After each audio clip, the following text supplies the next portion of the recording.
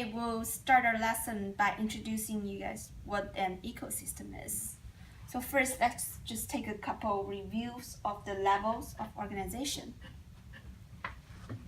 So in our word, from the basic level, we have individuals. So what does individual means? It could be just one fish or a human being. And moving on to the next level, what we have is population. That means we have a group of fish or a group of human beings. So I'm just gonna add a couple fish here. Okay, and next, what we end up with is community. And what is in the community? We still have our fishes, but then we're introduced with other living organisms. So suppose it's in a pond. Besides fish, what the other living organism would include like plants in the water and other kind of living organism. I'm drawing a jellyfish. So all these groups of living organisms will compose the community. And afterwards, we will end up having our ecosystem. And what we have in our ecosystem will be all the living organisms plus the non-living abiotic organisms, which includes the water, like the rocks. So an ecosystem includes biotic plus abiotic. And biotic means the living organisms such as fish, jellyfish, and the plants in the water. And abiotics, in this example, will be the rocks and the water. And afterward, we still have like 2 more levels of organizations. The next one is a biome. What does that mean? That means we have more than one ecosystem in a biome, but in order to create one biome, we have to introduce similar ecosystem. So like, I have a pond here with all the living and non-living organisms. But then I will have another pond, which is similar to this pond. And that makes a biome. The last level will be called the biosphere, which is our Earth in this case. Our Earth will have different biomes, like on water, in the lands, a variety of biomes. But then all the biomes would constitute our Earth, which is the Earth's biosphere. And that's it. Cool. Okay, afterwards, I'm gonna erase part of this and just leave the ecosystem here. We see that this is an example of an aquatic ecosystem. But I'm gonna show you guys like all kinds of ecosystem in general. So this one as an example is aquatic ecosystem.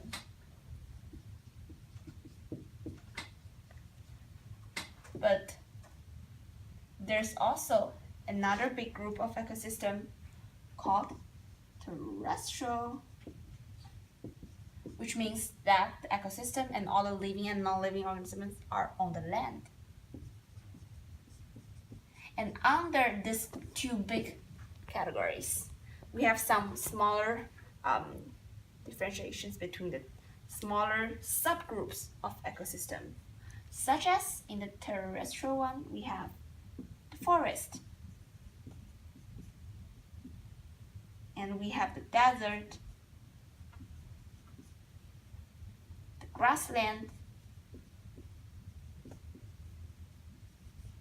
the mountain. Those are the main 4 terrestrial ecosystems.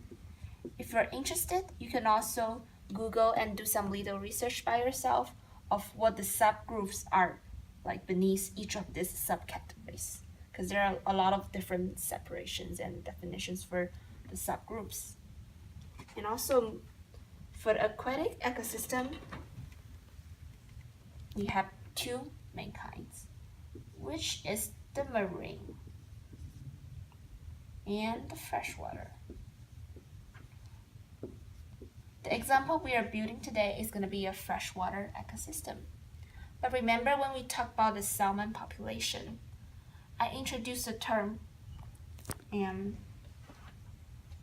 it's like the mix of freshwater and marine water. And wait, what is the estuary? Yes. So I'm gonna leave you guys with an open questions to think about it. An estuary is a mix of marine and freshwater. So what do you think? How do scientists will group them into the subgroups?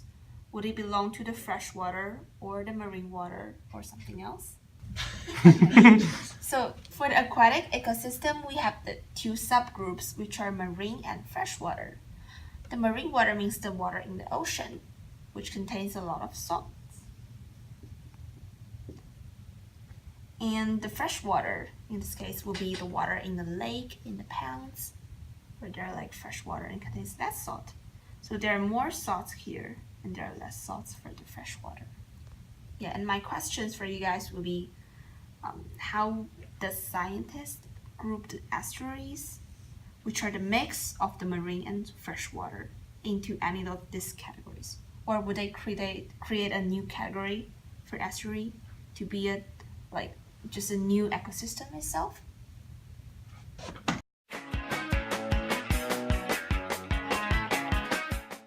All right. So Catherine talked about how there are lots of different kinds of ecosystems, but for the purposes of this investigation, we're going to be looking at aquatic ecosystems, most specifically freshwater. So there are lots of different kinds of freshwater ecosystems, and those can include rivers, lakes, and wetlands, which are like the water is just always there, kind of like a swamp. So freshwater ecosystems can be all of these things, but all of these things only cover 0.8% of the Earth's surface and contain 0.009% of all the water on Earth. So that might not seem like a whole lot. You might be like, why is it important to know about freshwater ecosystems? That is because there is a freshwater ecosystem right in your area, and that is the Yakima River, which hopefully you're using water from to build your own aquatic ecosystem in a bottle. So in general, like Catherine mentioned, there are 2 main parts of every ecosystem, which are the biotic and the abiotic parts. Bio in general means life. That's the root word for life in Greek, so you see the words biotic, abiotic, probiotic, biology. Those are all related in some way to life. So in biotic parts of an ecosystem, there are 2 main kinds of organisms. There are the kinds that make their own food and the kinds that can't make their own food, so they eat other organisms. So the ones that make their own food are called autotrophic, and those can be anything from plants to algae up on the surface to some kinds of bacteria. I can't draw bacteria, so imagine these dots are bacteria. There are also, like I mentioned, organisms that can't make their own food, so they have to eat other organisms, and those are heterotrophic. That's a long word. But heterotrophic organisms can include fish, shrimp, and snails.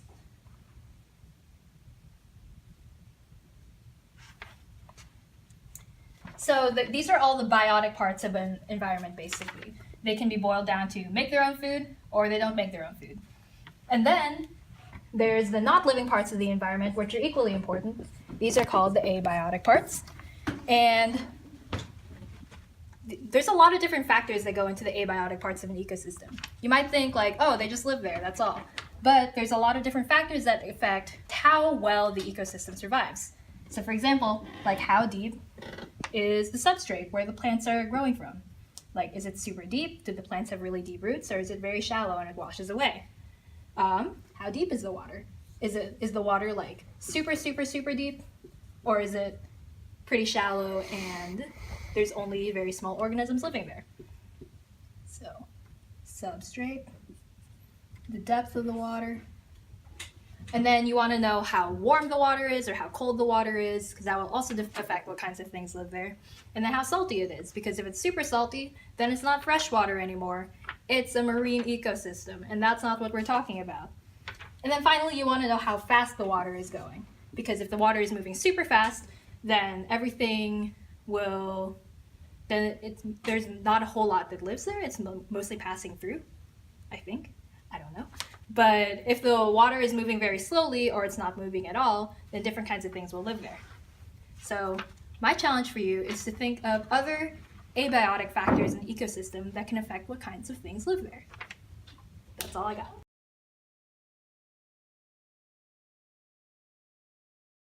We are building a mini ecosystem in a bottle, such as this on the picture. We are using a plastic bottle instead of glass because plastic doesn't break as easily. And we're going to be provided some substrate. Hopefully you guys will pick up water from your Yakima River. Some plants, including mossballs and aquatic plants. And some actual animals. We have snails, might have shrimp. And as we discussed already, we have the things that make their own food. Autotrophic organisms, such as plants. They take primarily sunlight, water, and soil to create their own food through photosynthesis. They create their own energy. These plants can be all different kinds of plants, like something that is more typical that you would think of aquatic plants, such as hairgrass, moss that usually lacks actual roots and grows on things, and semi-aquatic plants that will pop out of the water, like lotus or duckweed. There's also algae that is similar to plants in terms of creating its food through photosynthesis. It processes the sunlight and creates very simple sugars out of it, pretty much. However, we don't consider it to be a plant because it lacks things that plants usually have, such as roots, stems, leaves, anything at all. They're usually single-cell organisms. Some of the more complex algae can have multiple cells, but it's still a very simple structure. I have some pictures of what it typically looks like. You've probably seen it on lakes on the top. In an aquarium, you might also see it on the glass. It thrives on the sun, so it wants to be closer to the sun. There's some pictures of it under a microscope. Looks kind of cool. There are animals that usually will eat either plants or other animals. There are some crustaceans out there in the wild that can range from very little guys like Daphnias. The adult Daphnias will be about the size of a sesame seed, to shrimp. The freshwater shrimp tends to be a lot smaller than the seawater shrimp. It will be about like a penny in size. There are also snails. These guys will primarily eat algae and the plants. Algae and plants control each other's population pretty much by taking the resources that they have, primarily sunlight and nutrients in the water, and fighting for those resources. That way they control each other's population, that one doesn't overpower the other.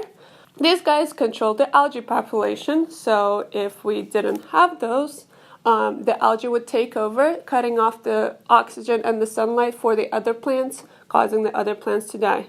These guys eat the algae and control the algae population.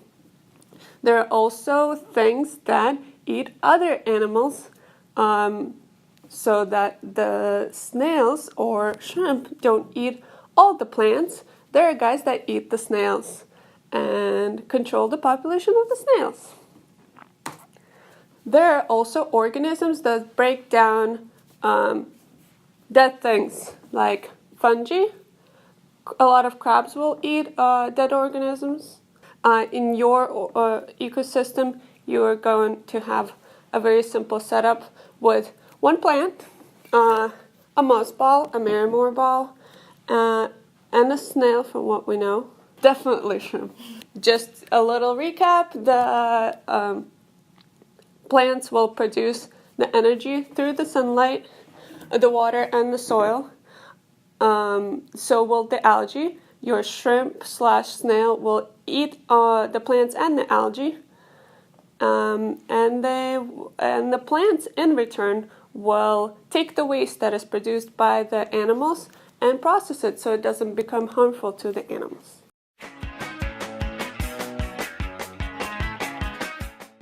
Cool. Hello. If I was Diana, I would take a sharp object and cut the top of this bottle off, like so. Careful to avoid your fingers.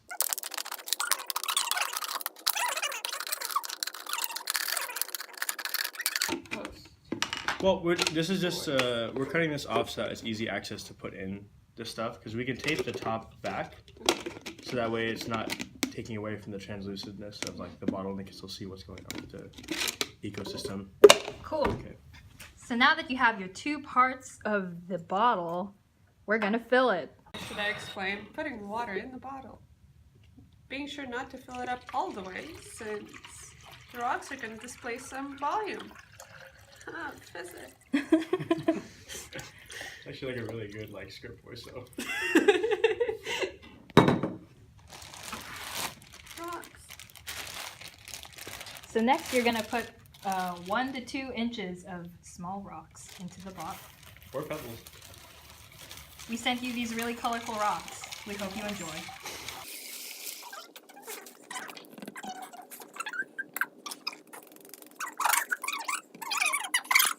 Okay, so the next thing you're gonna do is insert your aquatic plants. Aquatic plant.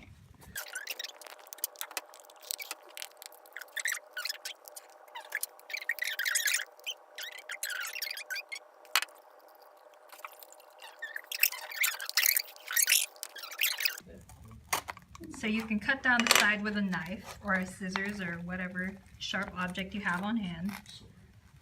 Maybe not a sword. That would be really interesting if you did have a sword.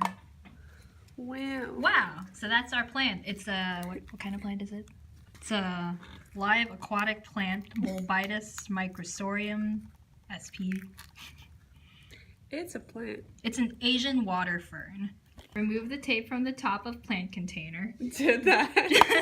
Gently tilt plant container and allow plant Did to not carefully work. slide out. Remove aquatic plant from plant gel and gently rinse off any excess gel. Remove any discolored leaves or stems, and now your plant is ready to go in.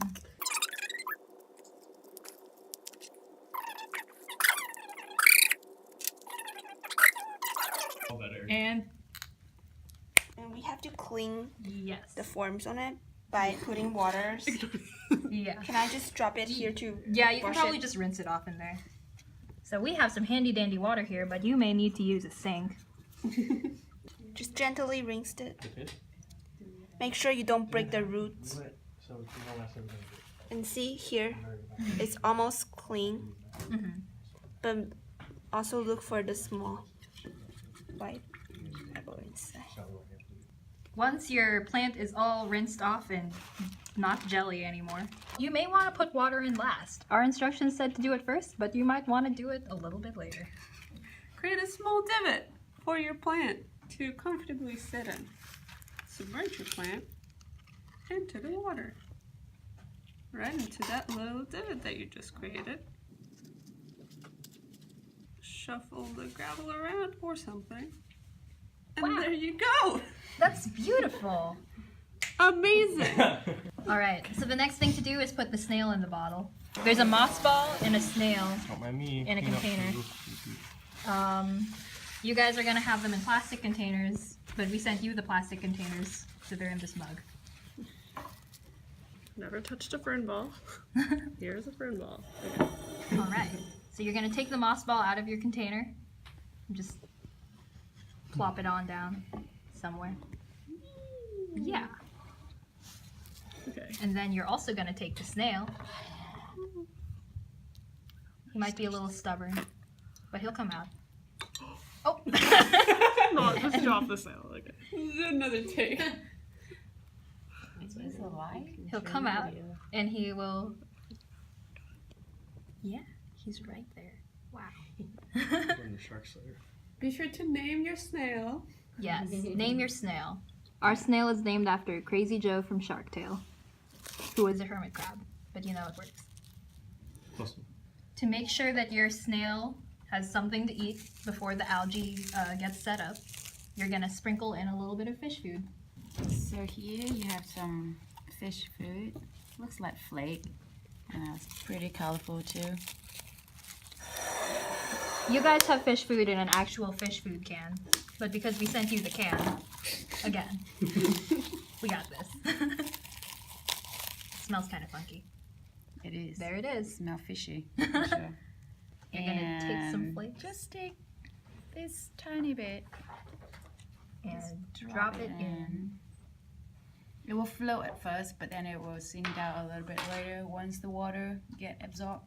So that's basically all of the assembly stuff. You just need to put the lid back on and wait 24 hours before putting screwing the lid closed. And then it should have everything it needs to stay alive all by itself. Isn't that wild? After you're done assembling your. There's gel in there, is that bad? There's gel in there where? In the water. In the pitcher. Oh, There's a just little bit. Careful. I don't see it. Is it on the bottom? I think most of it ended up on the floor. There's just like a couple of little flecks. It should be fine. Is the gel actually dissolved though? No, it does not. So you may want to put in your water last so that everything, Amazing. you know, you don't have to like take water out and then put it back in. But after you put in your water, you're gonna take some tape. Choose your fighter. You choose the tape you want. Put that lid back on, or that top half of the bottle back on. You're not gonna put the lid on yet. You're gonna choose your fighter. You also got this Oh, one. which You one? should do the more like permanent on one side so you can like use it as a Mm. Oh, you're smart. Okay. You should choose which side is your back I side. choose blue fighter. I choose that Maybe blue boy. maybe this one should be the back because it's got the sticky bit. Oh, We found some clear packing tape that we're gonna. attempts to tape to this lid. Somebody else could hold it. Maybe like, or can I Yeah. just do like Can we get another set of disembodied hands? hands, please? Maybe yeah. All right. 2 sets of hands. Don't do it too around, otherwise it would be hard to open it. I'm just gonna do the back half. Yeah, because then, you know, You can open it like this. yeah, so you should do probably just a small set so you can, you know. Hi, my name's Devin, and I lead the pipeline team. Why? So you're in the video. It's like a small Wait, reference. so are we taping it all Just around? I think we'll just tape the backside so that way if you needed to access it for some reason, you can have a less adhesive tape on the front side. So it's Yeah. to open. That's what the Devin talking thing was for. What are you saying, Irina? It's like maybe a small square. Yeah, so then you So can it's open actually it an inch. What all happened to the that? way. Where did the knife, knife go? go? Oh, it's under I'd like to your get arm. Scissors because I don't have a model using a knife. You know. No, knife all the way. Oops. So Devin Sorry, went to get Devin. scissors, but we just used a knife. You know the one Vine where there's like a baby at a party and the mom's like, What do you got? What do you- A knife. No! yeah, that one. That's us. Okay, so for the front half of this, should we? We should put Just leave it out there. put But it needs to some be tape, sealed. because it has to be sealed. Yeah. But we can probably use like this cheapo clear Scotch tape. Yeah. Thank you.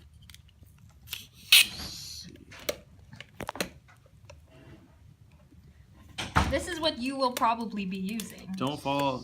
Whatever you do, don't try this at home. Don't use a knife Don't unless try any of this at home. you have a responsible adult holding the knife. It's not us. We are debatably responsible. but we're in adults. short bursts. Okay, that is. Yeah. There's a lot of fast forwarding that's going to happen in this video. Okay, so that is sealed. And then reminder 24 hours before capping the lid. Yes. So what time is it right now? Right now, it is. 11:15. Whoa, whoa, whoa. So tomorrow at 11:15, we're going to put a cap on it. All right. Yep. So that's all of our construction for now. So some last notes. After you put the cap on your ecosystem, so to reiterate, that will be 24 hours later, you should put it somewhere sunny and then keep putting fish food in for a little while until algae start forming. And then after the algae start forming, the snail will eat that instead of the fish food, and you will no longer have to feed the snail. Crush your fish food before putting it into a tank. What does algae growing look like? It'll be, usually it'll be on the top and the sides because it wants the sunlight. Okay, so it's been 24 hours and we're gonna put the cap on our ecosystem. It's done.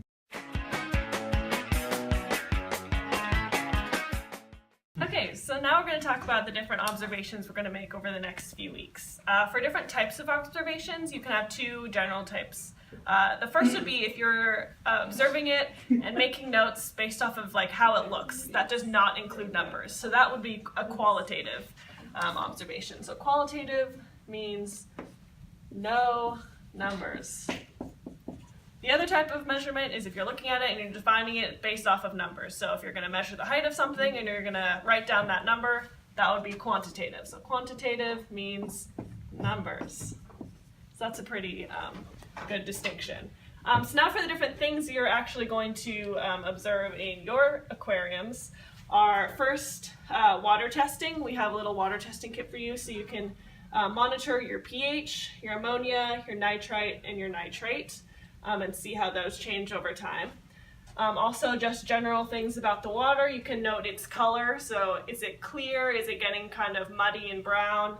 And also height of the water. So you can take a ruler and measure the height of the water. And so when I was saying there's going to be a couple quantitative measurements, this is basically the only quantitative measurement we're going to have. All the rest are qualitative. You want to look at your plants. So you're going to look at your Asian water fern. You're going to see, is it looking tall, is it short, is it withering? You can also note its color, is it green, is it brown, different things like that.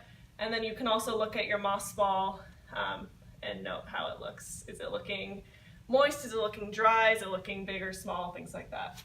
And then finally, you can look at your animals, you can look at your snail. Has your snail moved? If you look at the snail inside of its shell, does it look dry or does it look moist? Because if it looks dry, it might have died. If it hasn't moved, it might have died. I don't know. You'll have to see. And then also, you can, if we do get shrimp, you can note the shrimp and things like color, size, if it's moved, things like that. So basically, we've decided you guys should make observations twice every week. And you can just see how these things change over time and maybe think about why those things are changing.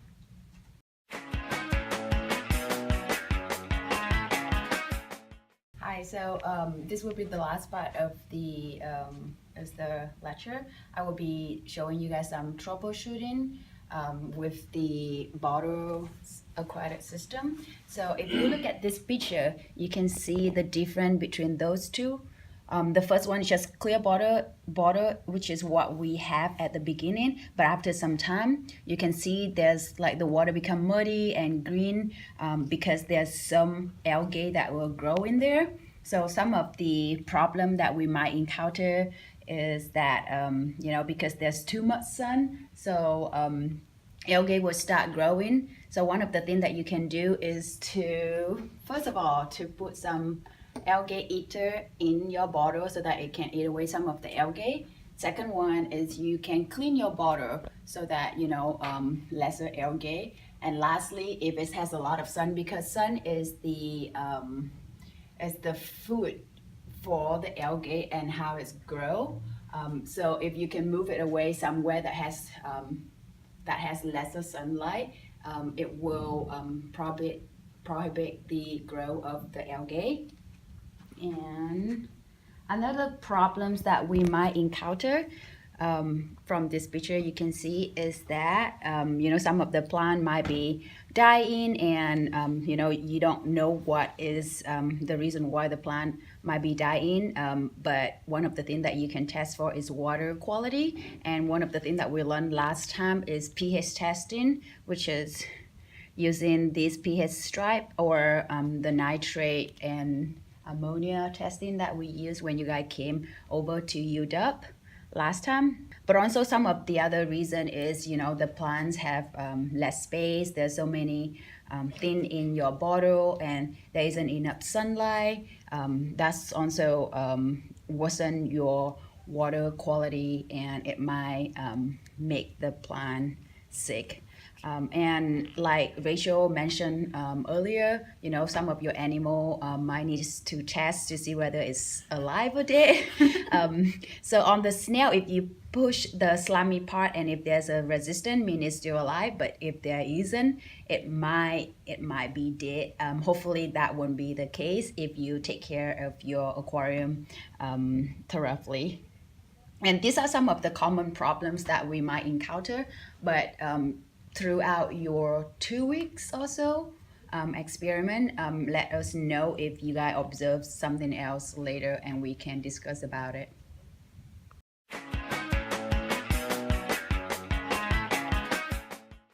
Okay, so kids, remember to record your results so that way when you come out to us, we can do a swappy thingy.